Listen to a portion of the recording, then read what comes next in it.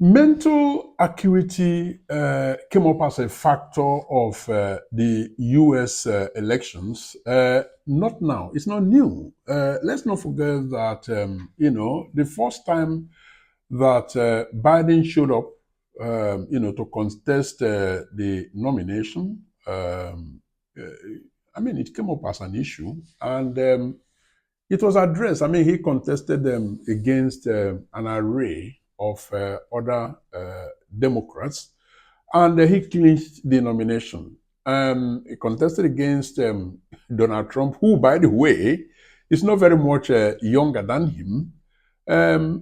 He beat him hands down. So while it was always an issue, because this is not the first time people, talked about it, it became even more prominent following his abysmal performance in the first presidential debate. Now, why is this important? It is important because due to that poor performance, he gave people reasons to begin to question whether or not he is fit to, hold, office a second term as president.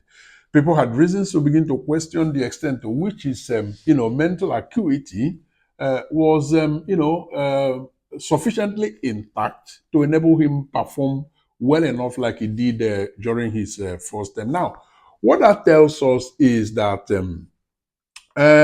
Americans uh, had a reason given to them by Biden himself to begin to question his age, which is then related to mental acuity. And why is mental acuity important? It is important because as president, you are expected to make informed decisions.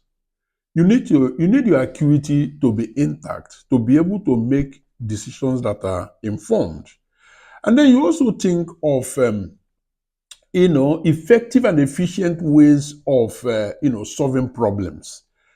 You can't do that when there are question marks hanging over your mental acuity. And then you have to also talk about the ability to communicate very clearly. In the case of Biden, yes, we all know in Nigeria we call it stammerer. We all know that he's a stammerer, and so when the fact that sometimes he struggles to find his words rather, is actually linked to that. But there were reasons to believe that what he had to deal with, during the debate was far bigger than being a stammerer. And then one whose mental acuity has been punctured one way or the other is not very much ready to learn and adapt. And we are dealing with a fast-changing, global politics, global environment, political environment, that one has got to have that mental acuity that enables you to adapt to the changing times. So that worry was very much there. And then, as president, perhaps the last point on that is that you've got to be able to maintain focus. You have to be able to avoid all the distractions, daily distractions that come in politics and even our daily lives. Now, you have to have your mental acuity sharp enough to be able to do that. And this is the reason that, it's an issue. Now, don't forget that, bringing it back home to Nigeria, in the last, election, President Tinubu, who then was candidate Tinubu, refused bluntly to debate his opponents.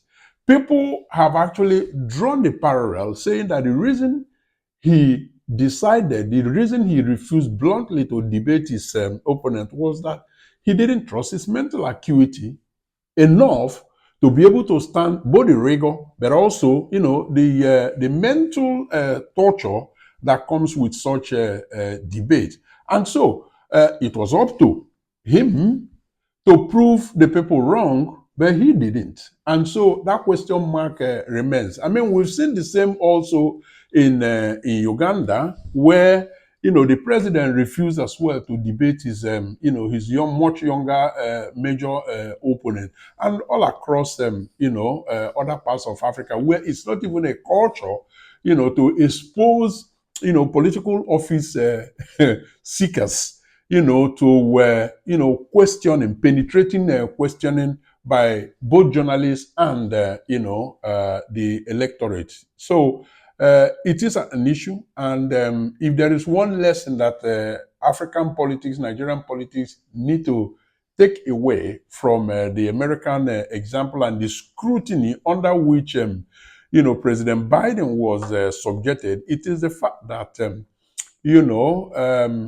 people have got to be questioned on all grounds, particularly their mental acuity.